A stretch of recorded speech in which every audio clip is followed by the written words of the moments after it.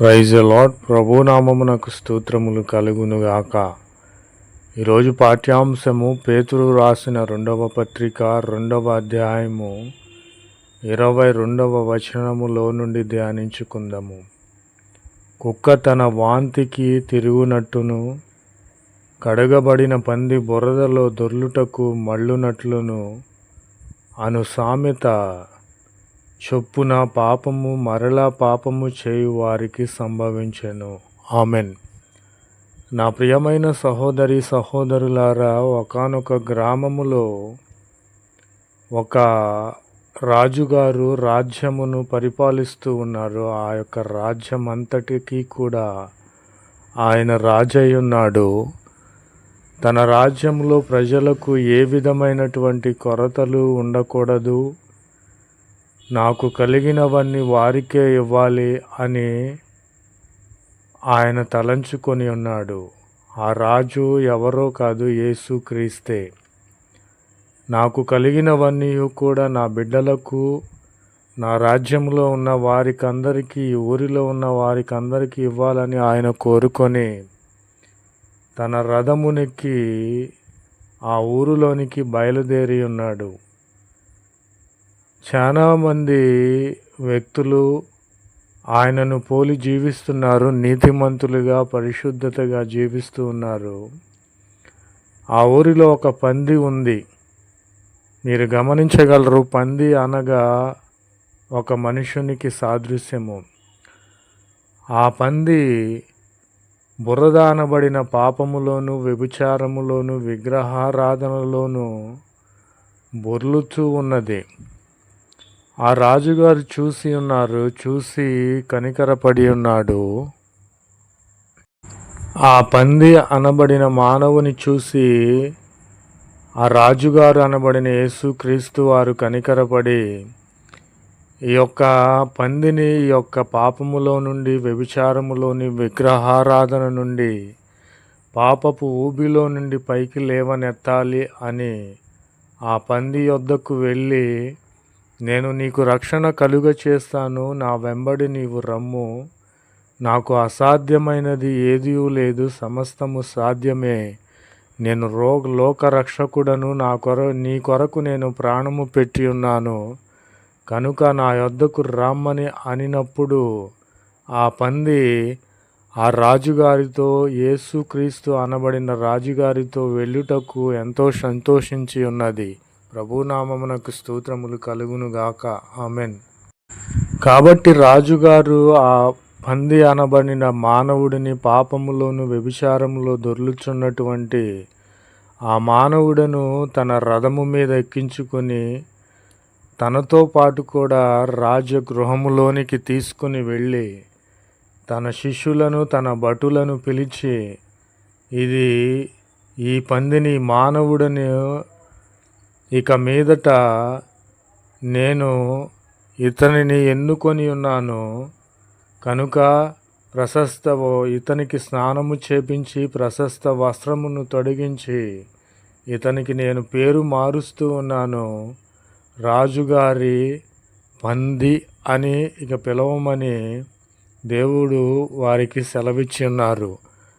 ఆ యొక్క సేవకులు ఆ పందిని, మానవుని తీసుకొని వెళ్ళి స్నానము చేపించి ప్రశస్త వస్త్రములు తొడిగి ఉన్నారు. ప్రభువైన క్రీస్తు వారు అతని యొక్క పంది అనబడిన మానవుడి యొక్క పాపములు, దోషములు, అతిక్రమములు, వ్యభిచారములన్నీ తుడుపు పెట్టి అతనికి నీటి బాప్టిజమం ఇచ్చి ఉన్నాడు. ఉన్నత స్థలముల పైకి ఎక్కించి ఉన్నాడు. అతనిని ఇక మీదట పంది అని పిలవవద్దు, ఇతడు మార్పు చెంది ఉన్నాడు కనుక రాజుగారి కుమారుడు అని పిలవమని తన సేవకులతో చెప్పి ఉన్నాడు. అప్పుడు ఆ యొక్క మానవుడు ఎంతో సంతోషించి ఉన్నాడు, ఆనందించి ఉన్నాడు. ఆహా, నా ధన్యత, ఓహో నా ధన్యత అని తను ఆరాధన చేసి ఉన్నాడు. నా జీవిత భాగస్వామివి నీవే అని తన ఆరాధనకు అంతులేని విధముగా అతను రక్షించబడి ఉన్నాడు. నా ప్రియమైన సహోదరి సహోదరులారా, ఒక్కసారి ఆలోచించండి, దేవుని చేతిలో పడితే మనము పందిలాగా ఈ యొక్క భూప్రపంచములో పాపములోను వ్యభిచారములోను పొర్లుచున్నప్పుడు, ఆయన చేతిలో పడి ఆయన చేత రక్షించబడి ఉన్నప్పుడు ఆయన కుమారులమని మనము అనిపించుకుంటాము. నా ప్రియమైన సహోదరి సహోదరులారా, ఈ యొక్క రాజు తన కుమారునిగా పందిని ఎంచుకొని తను మార్చి ఉన్నాడు, తన స్థితిగతులు మార్చి ఉన్నాడు. తన కుమారునిగా ఎంచుకొని తన రాజ్యములో సింహాసనము ఇచ్చి ఉన్నాడు. నా ప్రియమైన సహోదరి సహోదరులారా, యేసుక్రీస్తు మనకందరికీ రక్షకుడు. ఆయన మనకు మంచి స్థానమునిచ్చే దేవునిగా ఉన్నాడు. ప్రభునామమునకు స్తోత్రములు కలుగును గాక. ఆమెన్. నా ప్రియమైన వారలారా, అతను రక్షించబడి, ఆ పంది అనబడిన వాడు రక్షించబడి దేవుని కుమారుడిగా, రాజకుమారుడిగా తన ఊరిలో ఆ యొక్క రాజుతో కూడా తిరుగుతూ ఉన్నప్పుడు మరలా రాజకుమారుడికి బురదలో పొర్లాడిన రోజులు గుర్తుకొచ్చి ఉన్నవి. ఆ ఊరిలో వెళ్ళుచున్నప్పుడు ఆ బురద గుంటలో పాపము, వ్యభిచారము, విగ్రహారాధన అనబడినటువంటి బురద గుంట కనపడినప్పుడు ఆ రాజకుమారుడు ఆ సింహాసనమును, దేవుని ఉన్నతమైన సింహాసనమును, తన తండ్రి సింహాసనమును వదిలి మరలా ఆ బురదలోనికి వెళ్ళి ఉన్నాడు. ఆ పాపములో దొర్లి ఉన్నాడు, ఆ వ్యభిచారములో దొర్లి ఉన్నాడు. కనుక ఇక రాజు దానిని చూసి సహించలేదు. నేను ఈ యొక్క పందిని నేను ఉన్నత స్థలములపైకి ఎక్కించి నా కుమారుడని అనిపించుకొని ఉన్నాను, నా రక్తంలో కడిగి ఉన్నాను, పవిత్రపరిచి ఉన్నాను. మరలా వీడు అదే బురదలో, అదే వ్యభిచారంలో దొర్లుటకు వీడు వెళ్ళి ఉన్నాడు. కనుక వీడిని నేను విడిచిపెట్టి ఉన్నాను, నా నోట నుండి ఉమ్మి వేసి ఉన్నాను అని ప్రభువైన క్రీస్తు వారు ఆ పంది అనబడినటువంటి ఆ మానవుడిని వ్యభిచారములో, విగ్రహారాధనకు మళ్ళీ వెళ్ళి ఉన్నాడు. కనుక వాడిని విడిచిపెట్టి ఉన్నాడు, తన నోటి నుండి ఉమ్మి వేసి ఉన్నాడు. తన స్థితి మొదటి స్థితి కంటే ఘోరముగా మారి ఉన్నది. నా ప్రియమైన సహోదరి సహోదరులారా, మనము బాప్టిజమము తీసుకొనిచున్నప్పుడు మన ఇరుగు పొరుగు వారిని, బంధువులను, స్నేహితులను పిలిచి కుక్క ఏ విధంగా అయితే అడ్డమైన గడ్డి తిని తన కడుపులో అరుగుదల లేక కుక్క గట్టిగా అరుస్తూ వాంతి చేసుకుంటుందో, ఆ విధముగా పాపములన్నిటినీ మనము విడిచిపెట్టుటకు అందరి ఎదుట పిలిచి నేను పాపము చేసి ఉన్నాను, పాపమును విడిచిపెట్టి ఉన్నాను, ఆ కుక్కలాగా వాంతి చేసుకొని మన పాపములు కూడా ఆ కుక్క మాదిరిగానే ఉన్నవి.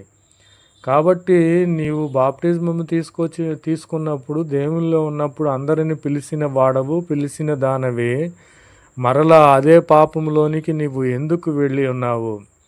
ఆ కుక్క మాదిరి నీవే తన వాంతిని చేసుకున్నప్పుడు గట్టిగా అరిసి ఆ వాంతిని నీవు పాపమును విడిచిపెట్టి ఉన్నావే.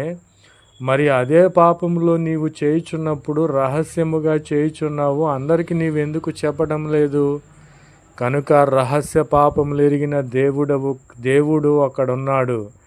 కనుక నీవు మరలా దేవుని చేత కడగబడి ఉన్నావు, ఆయన కుమారుడవు అనిపించుకొని మరలా అదే పాపము చేసిన ఎడల, అదే వ్యభిచారము చేసిన ఎడల కుక్క తన వాంతికి తిరుగునట్లును, కడగబడిన పంది బురదలో దొర్లుటకు మరలా వెళ్ళునట్లును ఆ నిజమైన సామెత మీకు సంభవించును. కాబట్టి ప్రభువైన క్రీస్తు వారు త్వరగా వచ్చుచున్నారు. కనుక మనము దేవుని చేత కడగబడి ఉన్నాము, పరిశుద్ధులముగా ఉండాలని, దేవుని ఎదుర్కొనుటకు మనము సిద్ధముగా ఉండాలని, విసుకక ప్రార్థన చేయాలని ప్రభు పేరట హెచ్చరిస్తున్నాను. ప్రభునామమునకు స్తోత్రములు కలుగును గాక. ఆమెన్.